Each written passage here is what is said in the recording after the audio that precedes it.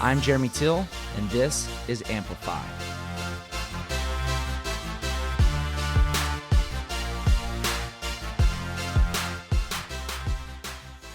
Alex Earle's in here today with Austin Fit Magazine, published here locally in Austin. Alex serves the fitness community with his family as a family-ran business. Him and his father and his brother were the early founders of Austin Fit.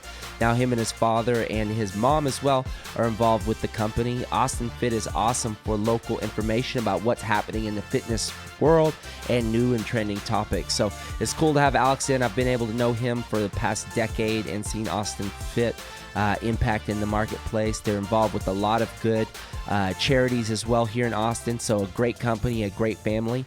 And let's get into this interview. You're the topic, Alex. Your position at Austin Fit. I mean, You kind of run the whole thing over there, and I know you got a lot of teammates to help you out. So just tell us about Austin Fit, about yourself, and kind of, because it's a family business from what I understand. So give us a snapshot. So Austin Fit was actually started back in 1997. Started by a girl that went to UT. She was a journalism student, got out of school. She was fit, healthy. She started to write. She started a magazine. Fast forward to 2003, I was a senior at UT. My dad was basically kind of like living the corporate life. He was working for Dell. My brother was in New York City finishing his PhD. We were all really close as a family, but we were all at a point in time in our lives where, I don't know, I guess like a crossroads. I was graduating. I was teaching tennis. I was a tennis pro, thinking, what the hell am I going to do with my life? I was thinking, I'll go to law school because that's a safe thing to do. So I was applying to law school. My brother was finishing his PhD, and he was in New York City hating life. He loved Austin when he would come to visit. My dad was like, corporate America is hell. I'm sick of working for somebody else. So basically over Christmas break, I'll never forget, we sat down and we said, hey, you guys want to go into business together? And I was like, yeah, why not? I mean, I have no idea what that even entails, but, Yeah. My brother was like, hey, I'll do anything to get down to Austin. And my dad said, I think, my goal is to have family all as close as possible. And if I can, this is him speaking, if he can provide an opportunity to where we can work together, we can kind of choose our own destiny, not necessarily have to work in kind of that corporate environment. That was one of his goals. So we originally started kicking around different business ideas. We looked at different businesses to invest in. We looked at starting businesses from scratch. Ultimately, my brother and I just randomly met the woman who founded Austin Fit Magazine. And she was basically in a position where she was going to be shutting it down. And we basically said, well, wait a minute, we're, living this active lifestyle. We feel like, hey, maybe this is something we could do. So we actually started seriously talking with her about what it would look like if we took over the brand.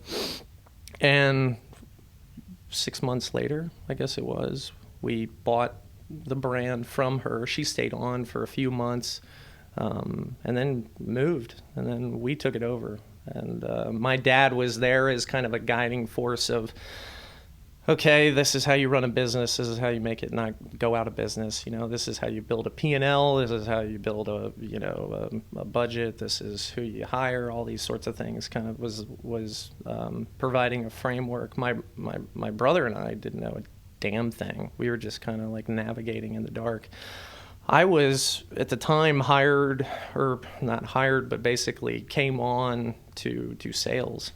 And I hate it to this day. I mean, it's not my thing, but that's what was needed to be done when we started it. So I cold called, and I would walk around the streets, and I cold called you, or I don't even know, but you were somebody that I called on. And I'll never forget, we met like 12 years ago or something like that. Whole Foods. Yeah, Whole Foods. Mm-hmm. And I'll never forget that was like what I was doing. So I would, call on businesses and talk to them and say, hey, you should consider advertising in the magazine.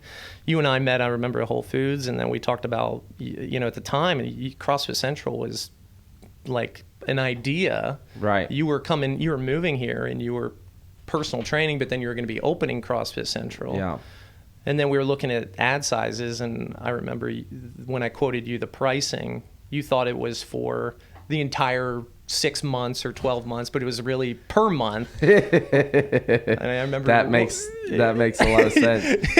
And I'll never forget, you go, man, that's stout. And I was like, I don't know what that means, but but that's what I did. I mean, I did the sales and you know, more and more as the company's evolved, my position has still been, you know, more kind of outward facing and but not so much advertising sales specifically. But yeah, I mean, so that's how it started. I guess that was 2004. I was 22. My brother had just, you know, gotten out of school. My dad was there kind of in the background, and we started working in an attic, my brother and I, and then we slowly but surely, you know, we made modifications to the publication. When we purchased it, it was more of a newsletter. It was black and white. It was, you know, half the circulation of what it is today.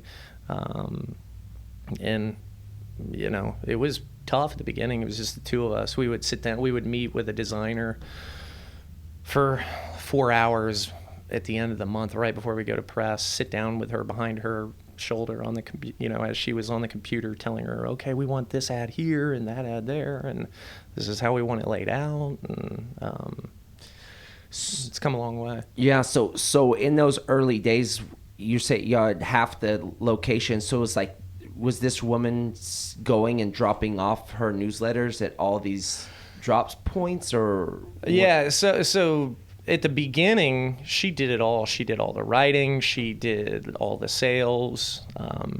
She didn't do the design, but she outsourced the design. And then when she got them in hand, she would physically go out and deliver to, you know, I think it may have been 50, 75 locations, something like that, around the city. When we took it over, we hired a distribution company. Basically, it was a guy that had a team of drivers, and we built a distribution list of, I don't know what it was back then, a couple hundred delivery locations. We're up to 700, I think, now throughout the city. But we worked with him and built a distribution so that it goes through the entire city. At the time when we took it over, I think it was primarily downtown and like the UT campus area where it was delivered. So, yeah. Mm-hmm. And so, I mean, that evolution of you, 2003, I mean, you're over a decade of being there, and it seems like what you do is relationship-based, and that's really probably the tentacles of what you've built over the last decade of relationships that you still coordinate and work with, because... Yeah, definitely. So over time, you know, I went from just selling advertising, but literally building strong friendships, partnerships with people in the, you know, in the local business community, everything from the bike shops to the gyms to the yoga studios to doctors' offices, you know, restaurants. I mean, it's real estate, the auto dealers. I mean, it continues. And in our business, I mean, I spin it, and I firmly believe this. I mean, our publication, while we focus on the active lifestyle, the information we provide is applicable to every single person on this planet. Our demographic that we cater to is people. It doesn't matter how old, young, fit, unfit that you are. Everybody, at some point in time in their life, need to, you know, prescribe to a healthy lifestyle. At one point in time or another, if you think about it, the single most important thing in every person's life will be their health. So, you know, when I'm out meeting with people, I mean, that's kind of the thing that I preach, and some people get it, and so it transcends. It's not just the gym owners that I'm talking to. I mean, I've built good relationships with people that are in the alcohol industry and, you know, the nightlife industry, and these are people that understand that, you know, that the people that we reach are also going to be people that they want to get in front of as well. But it's fun. I mean, building relationships, it's interesting now because more and more people come to me. I feel like I'm simply a connector. which I got to figure out how to monetize that. Yeah. I don't know how to do that yet. Yeah. Well, I think it's the evolution of what y'all have created. And I mean, talking about that from being in print magazine, and I know y'all have an online website, and y'all have y'all's newsletter that comes out. I think y'all do a weekly updates maybe on y'all's newsletter. So I know I'm, seeing y'all in the marketplace, if it's Whole Foods or, another, fitness shop or whatnot. And then we get the newsletters. So it's like with the, we've seen a tremendous transition in print to, social media and all these other platforms. I mean, how have you seen that from the early 2000s into, 2010, 2014? Like, how have y'all dealt with those changes? Yeah, it's been interesting. I mean, back in the day, the website was basically a replication of the print magazine. It was a place where people went to be able to read the content that we were printing. It was a place to physically find our contact information to reach out to us, whether they wanted to write for us, work for us, advertise with us. It was pretty static. Then with Apple and the iPhone and apps and all that, when that hit the market, we were pretty gung-ho. We were actually first to market for any local publications and even regional publications in Central Texas to launch apps for our publication. So we launched an Austin Fit iPhone app, an Austin Fit iPad app, in addition to having the magazine. That was pretty cool, but we quickly found that here we are basically updating 3 different sites or 3 different places with the same content: our website, the iPad app, the iPhone app. And after a couple of years of kind of evolving with that and realizing, okay, we're spending way too much time on something that we're not getting an enormous amount of foot traffic or momentum with, what's a better way to go about it? And so then we took the approach of going basically web-based mobile optimization. So we got rid of all the apps that we had, and we went strictly to a website that you can, as long as you have an internet connection and a web browser, you plug it in and it'll reformat itself to the device size. So once we took advantage of that technology, which was probably a good 4 or 5 years ago, our web traffic has significantly increased, and it's just more user friendly. People are able to, the tagging that is done on our website is found easier on Google searches. You can share the content a lot easier on our website, and we've built in infrastructure on the site that does everything from our events calendar, which the events calendar is something we get inundated with. It's free. People go on, they just upload their event. We simply have to approve it. But the events calendar is incredibly robust because it's not just health and fitness events. All kinds of events are getting posted on there. And we've got an archive of all of our content. So going back, not all the way to 2003, 2004, but I think 2010, we've got our content up from there. So when, we talk about the advantages of the digital presence that we have, we actually go back and say, look, everything that we're doing in print, you're actually getting the benefit of it being up online indefinitely too. So, but we sell, advertising for both platforms, obviously print and online. And sometimes I think I talk people out of one or the other. I'm still a big print advocate because I think that going back to, we're inundated with all this information and we get distracted so easily. Print is still that opportunity where your focus is pretty finely tuned on what it is you're physically looking at. And it almost becomes kind of a reprieve from all the craziness that's happening in your day-to-day life when you actually sit down and you read a book or you read a magazine. So when you think about, all the digital opportunities that are out there, and I always ask people this question, like, this is what I do. I get up, I'll wake up in the morning, I'll be in bed, and I'll scroll through social media. I'm sure you do that. I try not to immediately out of bed, but it can become a addicting thing for sure. So so whenever you scroll through it, maybe you did it today. Do you remember anything that you scrolled through today? You know, the best way I can describe it is these imprints, and that's why I don't like it a lot, especially when it comes to politics, because everybody's, really trying to grab your attention with some sort of header that might not be true.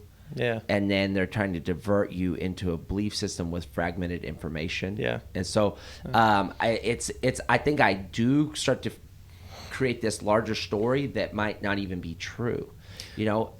What I was just listening to Tim Ferriss was interviewing Tony Robbins. I don't know if you heard about in Dallas recently that so many people got burnt at the Tony Robbins. It was big on the news. It was kind of like going a lot of different places. And Tony actually came on and said that no one was actually physically put into the hospital, but it reports there was up to 30 people went to the hospital, but it didn't even happen. It was someone that drove by and saw it and called the news. The news reported it, and then everyone started sharing it, and it went viral. And he had 3 months later was still dealing with the impacts of something that wasn't even true. Yeah. And if you talk to 10 people that read the article, they say, oh yeah, that happened, when it actually didn't. Yeah, well, and that's one of the downsides of the world of social media, that everybody becomes a journalist and a self-reporter, and the accuracy of information is, it comes into question. At least when we're publishing a magazine, we're planning. Next week we have our editorial planning meeting for 2017. So we're starting. There's a lot of due diligence that goes into the content that we put out in the magazine. But yeah, when you get into the world, and I was, what I was kind of talking about with the digital side, so much of it, we're getting hit with so much information that it's hard for almost any of it to stick. And or be believable or accurate, right? And then there's an enormous amount of misinformation out there. I think that one of the advantages of, again, in our case, a monthly magazine, is that there's a lot of thought that goes into before we're actually putting something in front of somebody. So the accuracy of it, we can feel we're pretty confident about. So, in the position you've been in for the last decade or longer, is I know in Austin is kind of like one of the fittest cities in the country. And I know you've come alongside a lot of, different people in the fitness space. Are there some people that kind of are memorable to you that kind of really stand out over the last 10 years that kind of pop in your head? Just curious, 'cause I know you've dealt with a lot of people. Yeah. It's been pretty amazing. And when we look at whether it's somebody that we want to do an interview with or a photo shoot with, we're not necessarily looking at, is this somebody that's physically fit? It could be somebody that has created a very strong business that helps people to be more fit. Or mentally or emotionally, they've got a great, way of life that is inspiring. A couple people, Joe Vitale, I don't know if you know Joe Vitale. He was actually on our cover, maybe 7-8 years ago, but we spent an afternoon with Joe. Unbelievable story. And apologies to Joe if he hears this. He's not the most physically fit, but his effort. He did our event, the AFM Fittest, last year. He's a guy that when he looks at challenges, he says, okay, how do I overcome this? And he creates a goal and he gets it done. But his story was inspiring. In the case when we interviewed him, obviously he has his best-selling books and everything, but at the time he was trying to build a car that ran on water. And it never, I think, really fully got off the ground. He did have a car. We went and checked it out. It was amazing. It was a sports car, basically. But again, the guy who came from being homeless, to being a multimillionaire and going and speaking to hundreds of thousands of people around the world is pretty amazing. Willie Nelson, I went out to his ranch. Spent the whole day with him. That dude is awesome. He's Yeah. and people don't know it. One of his RVs when he would tour was like a makeshift gym. It was like he had punching bags. He's like a black belt in karate, and he was doing kicks and stuff. So when we went to his ranch, he has an old movie set that's like an old Western town, and that's where we went. And I'll never forget, we're in there waiting in his saloon, in this little Western town, and it's literally like a full-on bar. We were with his wife, and she's like, yeah, Willie's on his way down from the house. And he comes rolling down on a mountain bike in a t-shirt and shorts, wearing like New Balance running shoes. I mean, not when you think of Willie Nelson, you don't think that at all, but that's how he came rolling down his ranch, and he met, and we spent the day in that saloon and talking about all kinds of things. But his diet, we talked about how he's one of these lucky guys where he can kind of eat almost anything he wants, and he's been relatively healthy. We talked about marijuana, and how he's a big advocate of that. We talked a lot about his vision for, and I believe, and I'm gonna not do justice to what it is, but basically getting off of dependence of oil and using biofuel. Yeah, biofuel, and his work on that. But spending the day with him and walking around his ranch, so that was pretty cool. And then we've worked with some Governor Rick Perry, Andy Roddick. Seeing the world that these guys live in. Paul DeJoria, another guy who is a billionaire that started Paul Mitchell and the tequila Patron. Spent an afternoon at his house, and here's a guy that time is money, and he took hours out of his day, and we sat around, and and it wasn't even like an interview. It was more just hanging out, and he was inquisitive about us, and we've remained in contact with him ever since. Like, he's a guy that we could call up, and he'll take the call. Even though he's this enormously successful businessman. We've had the same kind of fortune with Michael and Susan Dell. The list goes on. And that's one of the nice things about Austin is there's tons of people. And one of the other really cool things that we've been able to experience, and like you, seeing people who've arrived in Austin and started something from nothing, and seeing how much growth it's had and the evolution of it. CrossFit Central being a great example. Trigger Point, Cassidy. Mm-hmm. Yeah. There's Trevor Ross. I don't know if you've met Trevor. Trevor started Live Soda and the Perfect Fit cookie and the Oat Mega Bar. Oh, right.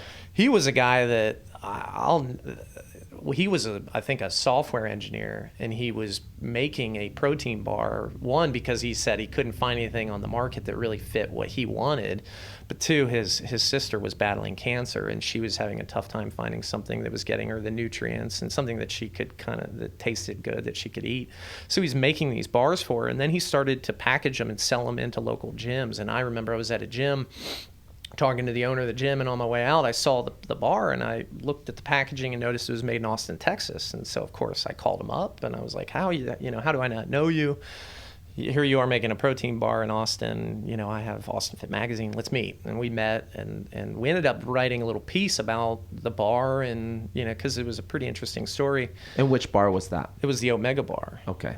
Which is now found in Whole Foods, HEB. It's nationwide, and it turned out that at the time, the founder of MyFit Foods read the article in our magazine, and at the time was looking for a protein bar to put into all the MyFit Foods locations, and basically turned around, drove back to Austin. He was in Houston at the time, and met with Trevor and tasted the bar, and he's like, I want him in my store. And he went from selling, I don't know, maybe a couple hundred bars a month to a couple thousand bars, just from that presence in MyFit Foods, to then going on, and now he's selling hundreds of thousands, I'm sure.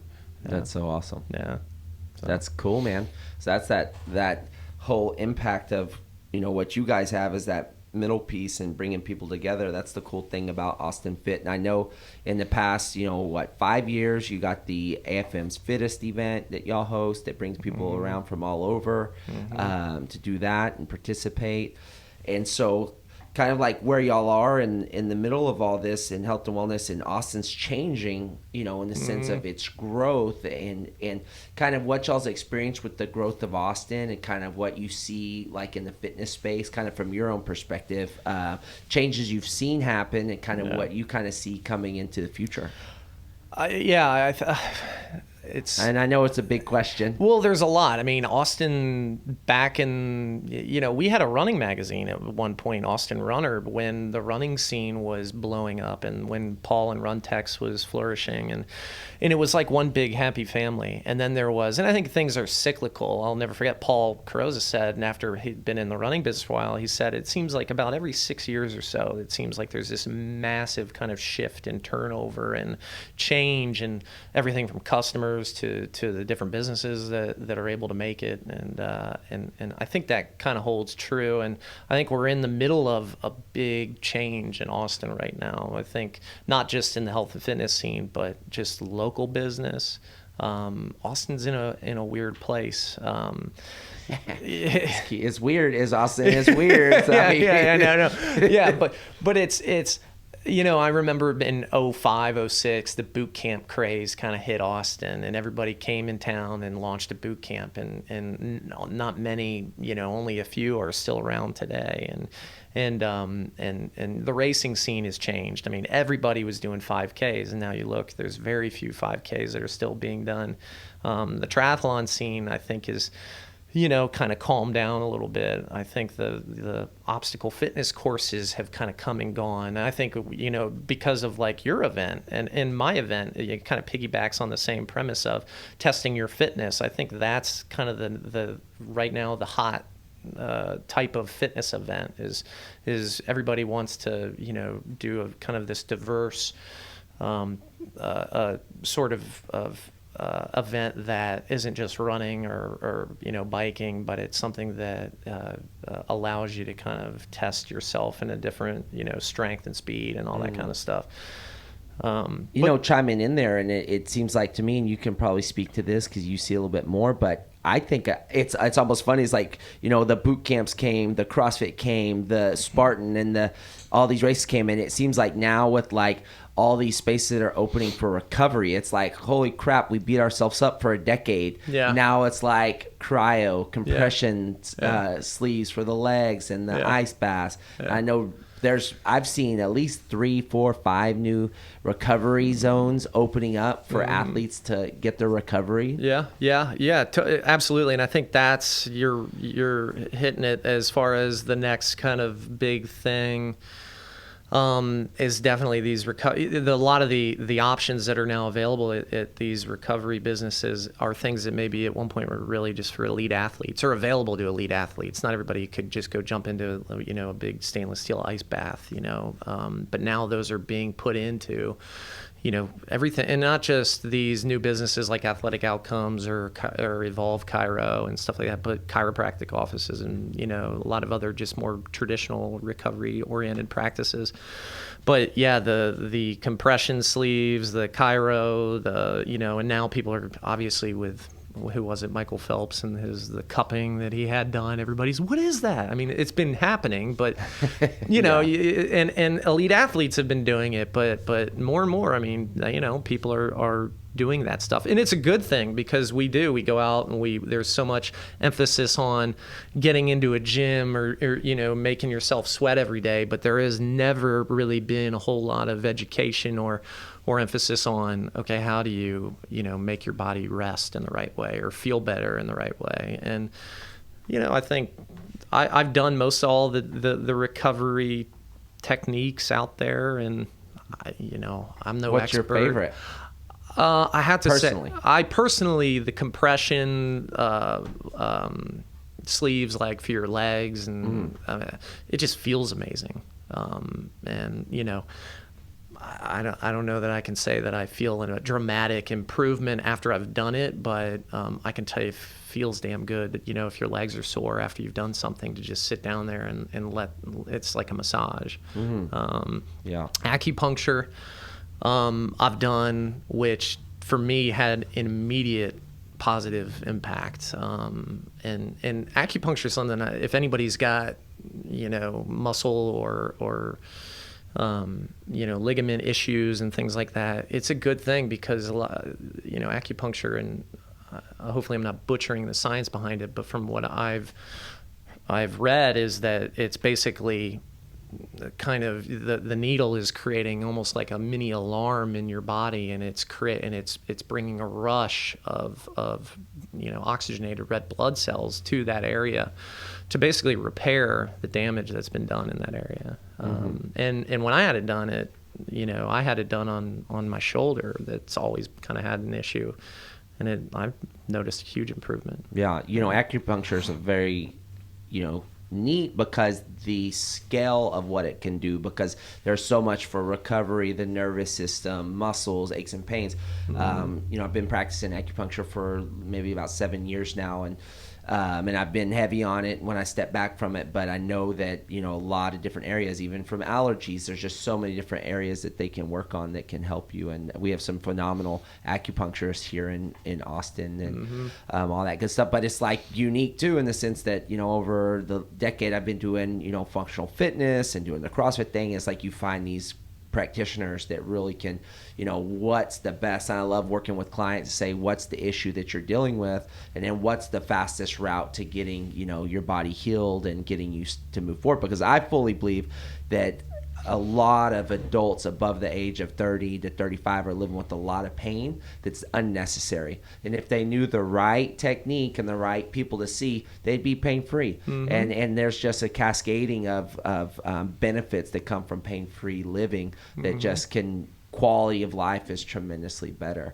But now, that's cool, man. Well, I wanted to pivot. I know we have some kind of rapid fire questions for you, and this can kind of stem towards Austin Fit and your relationship with the business and kind of being in print media and kind of wherever, you know, the question really falls for you. But the first question is, you know, really what was one of the biggest challenges, I guess, that you felt you faced in the business of Austin Fit over the years? Sadly, the thing that comes to mind is working with family. I think that's been by far one of in an unforeseen challenge. When we first decided to, hey, let's all go into business together, we never thought, what if we hate each other when we work together? Yes. Or what if, you know, our ideas are always different, or, you know, we just can't figure out a way to compromise. I mean, we never thought about those things. We thought about how great is it that we're all living in the same city? How great is it that we're able to build something together, be our own bosses, build a great product, and be passionate about what we're doing.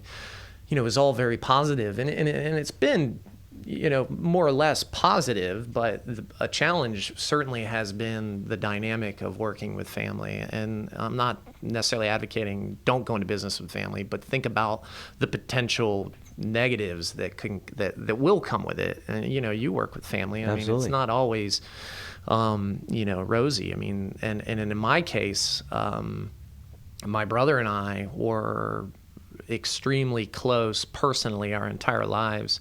But the business really kind of tore that apart. The closeness that we had outside of work became basically fragmented, and really it was because you know, there was this dynamic of being brothers that we couldn't have even fathomed playing a part in business, but you know, there's emotion involved. And if he had an idea or wanted to do one thing and I didn't agree, it wasn't just okay, well, how do we resolve this? It was hey, I don't care what you think, we're going to do it my way. And it was me acting that way, it was him acting that way. Ultimately, you know, as many people who we've worked with know, I mean, it led to to him leaving the business on his own fruition, but in a bad way, in a sad way, and it didn't tear our family apart by any means, but it definitely created a rift for a little while, and there was a lot of sensitivities that took years to repair. That's by far the biggest challenge. The good thing that came from all of it was, there was definitely, once he had left the business, instead of two visions or two ideas or strategies constantly trying to fight each other and nothing really getting done, at least there was one more central focus of, okay, this is the type of stuff we want to focus on. This is the type of business that we want to do, get ourselves into. And the magazine had continued to flourish because of that. In our personal relationship now, it took a couple years to mend, but it's like it was before we started working together. But our parents, that dynamic, and I still work with my parents, not that closely, but they're still part owners of, they're owners in the business, and they have a lot at stake, and so there's the responsibilities that come with that, and the pressure as me being their son of having to feel like I'm living up to the expectations that they may have. So working with family, I think, has probably been the biggest challenge. Yeah. That's cool. That's good. I appreciate you with the honesty, transparency. That's good, and glad that you and your brother are now on a good track. I know he's got a couple kids now, and kids helped mend that too. Yeah, that's great. That's great. And then next question for you is, what is the best advice you've received in your space? Work or personal. Yeah.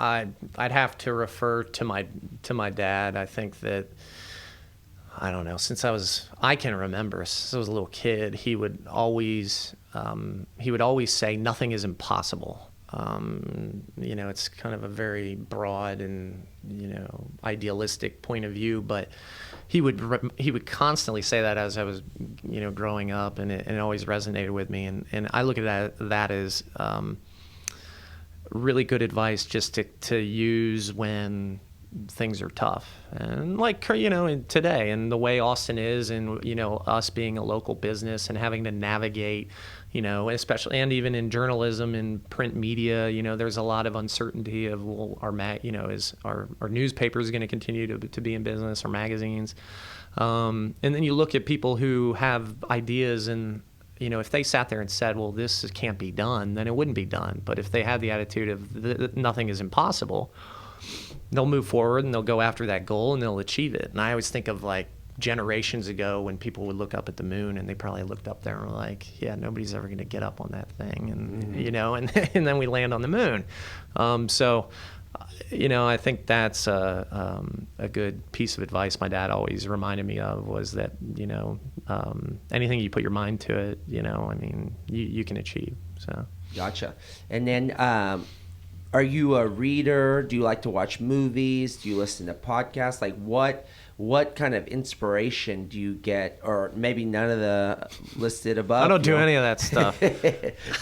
What inspires you, kind of, in the sense of what you do? Yeah. There's a book that, two books. One I haven't finished reading, so I can't speak an enormous amount on it, but is Real Food, Fake Food, which is this book that uncovers a lot of atrocities that are happening right now in the food industry. That you talk about inflammation, and being us, almost 35 years old, and kind of we're like, why do we feel this way? And a lot of it has to do with what we're putting in our bodies, and the FDA and the USDA are failing as far as ensuring the food safety and the quality of food. So Real Food, Fake Food, this guy is basically an investigative journalist, and he goes on this kind of nightmarish tour of everything from the seafood industry to red meat to grains, and importing and exporting of foods, and even the mislabeling and the false advertising that is done. An example is Kobe beef. He cites that. So you hear Kobe beef is one of the best types of beef that you can order, and it's one of the most expensive. And people advertise, oh, this is a Kobe beef steak or whatever. And he actually went and he found, in fact, there are only 3 restaurants in all of the U.S. that actually have Kobe beef. None of them are in Austin. At least as of when this book was published. Maybe they are now, but so people are being told that they're eating something when they're not. Most sushi in this country is not the fish that you think it is. What is it? Escolar. You may have heard that. It's a substitute for tuna in a lot of sushi, and it's known in the seafood industry as the X-lax fish because it creates so many digestive problems. Yet in some menus at restaurants, it'll say Escolar on it, so don't ever order it. But I mean, and this is stuff that is not necessarily regulated. So Real Food, Fake Food is a good book. The other one is Blue Zones, which we may have talked about this before, but Blue Zones is this concept of this guy basically discovered there were 5 communities around the world where there was an exorbitantly higher percentage of people living to be 100 years old and older and living well, walking around, still like a part of society, not, on life support. And so when he found these different communities, he started to say, well, why are these places having all these high percentage of people living to be over 100? What are they doing differently than everywhere else? Or what are the common threads between them? And so he discovers, I don't know, I think it's something like 9 different traits among these communities. And it's interesting. I mean, it's things like drinking wine is a common thread, having some level of spirituality, being a primarily walking-based community, so you're not relying on cars. You're walking to and from where you need to go. Having strong family unit, basically almost primarily plant-based diet. So these are things, no matter whether this population was in Japan or, there was only one in the U.S. and they're in Northern California, but these places all had these things in common. It's interesting. To read about it. I don't know that I care to live to 100, but I think it's pretty cool. I just want to live well. Yes. The number, how long I'm here, I don't know that I care so much about. Gotcha. So being in the print industry and knowing all the challenges that it's had, with the digital media and all that stuff. So from your standpoint, like if I was like, hey, I want to start a magazine, I want to get it. Maybe I'm not in Austin or whatever, but maybe I am in Austin. I want to direct it towards fashion or whatever.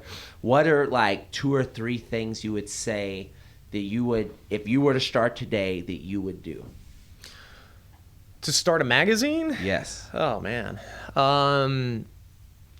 Well, first I would say do your due diligence. I mean, really look into all the facets of it. I mean, any business, you got to look at all the facets of it. And of that, I think the number one, and sometimes people lose sight of, is your sales side of the business. How in the world are you going to make money? How are you going to keep this thing in business? It's great to have a good idea, but if you can't sell it, you don't have a business. And starting a magazine, you've got to look at what are the different ways of creating revenue. And we're in a world where there's this. It's a little bit of the unknown of the revenue strategies for publishing. Is it newsstand sales? So are you actually charging for your content? Are you charging for your content online? Is it ad driven in the case of what we are? Are you relying purely on selling advertising? Is it event based? There are some publications that are able to really make the lion's share of their revenue through their events. I think probably Competitor Magazine is a good example of that, where I'd imagine, from what I can tell, is that publication serves as a marketing vehicle for all the sponsors that are sponsors of Competitor's rock and roll marathon series, all the triathlons that they own. But as far as being able to support itself as a standalone magazine, if they didn't have those events with those sponsors, I don't think that thing would be in business. So definitely do your due diligence and think about the sales strategy of it. the other thing to think about is your content. If there's a balance, because we have two customers. We have a readership base, and then we have our clients. And sometimes the two don't always complement each other. We want to keep our readers happy. So how do we keep them happy? We got to make sure that we're providing them the type of content that they want to see. Well, what is that content? And sometimes our advertisers have ideas of the type of content they'd like to see. So we got to make sure we can keep them happy as well. So it's finding that balance of content that, marriages the two nicely. But it's a tough business to be in, for sure. Especially now, with all of the, we do it. We've got the newsletter. We've got, all of our followers on social media. We have the print magazine. We've got all these different avenues to try to get in front of somebody. And that's just us. And then, we're tiny. You've got national, publications. You've got online, news sites. It's an enormous amount for people to navigate. So. Yeah, and so one last thing I talk about is your involvement with Flatwater Foundation. Mark and Chelsea came on. They were actually our first podcast. Great people in the community and space, and being with Flatwater. You've done the paddle for what, 6 years? Is that right, or 5 years? I've done it since the first one. You were on the first one. I don't know how many years. 7, I think. Yeah. And so, your involvement with the paddle and the magazine and all that stuff, was that something? I know it was a relationship. Was there anything personal there that got you really involved with that event? Yeah, absolutely. So the Mark's an awesome guy, and the concept of the event was unique, and it sounded really cool. That's we were introduced by a mutual friend, and he came and pitched just the idea of the Damn That Cancer at the time. But beyond, the coolness of the event, and how it kind of lined up with, being active, was obviously the foundation. And for what he was going through as dealing with somebody with a cancer diagnosis. Cancer's sadly affected every relative of mine, from my mom to all my aunts and uncles, my grandparents. It sucks, but that seems to be the disease that loves our family, and so we try to support and be involved in organizations that are helping, whether it be cure that or helping people cope with it. So that was one of the reasons we had decided to get involved with it. So yeah. Awesome. So y'all have, what's the website for your magazine, and where can people find Austin Fit?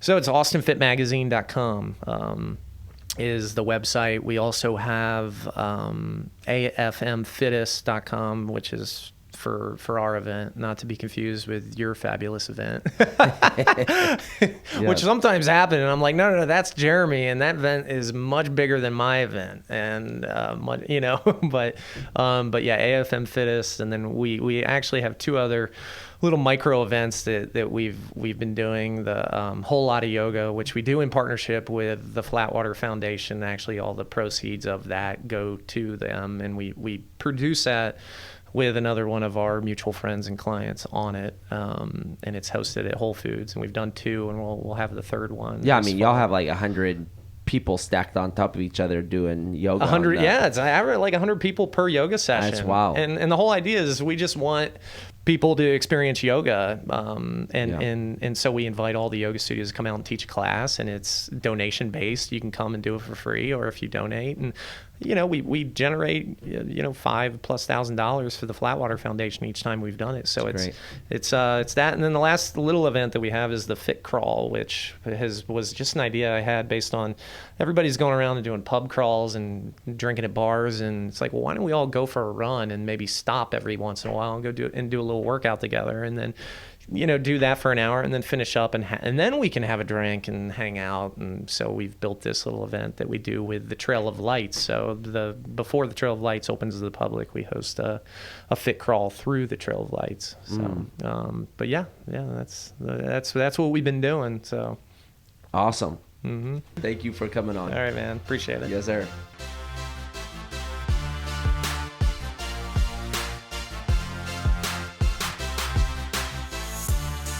Thank you so much for joining us on the Amplify Podcast. You can find more at theamplifypodcast.com.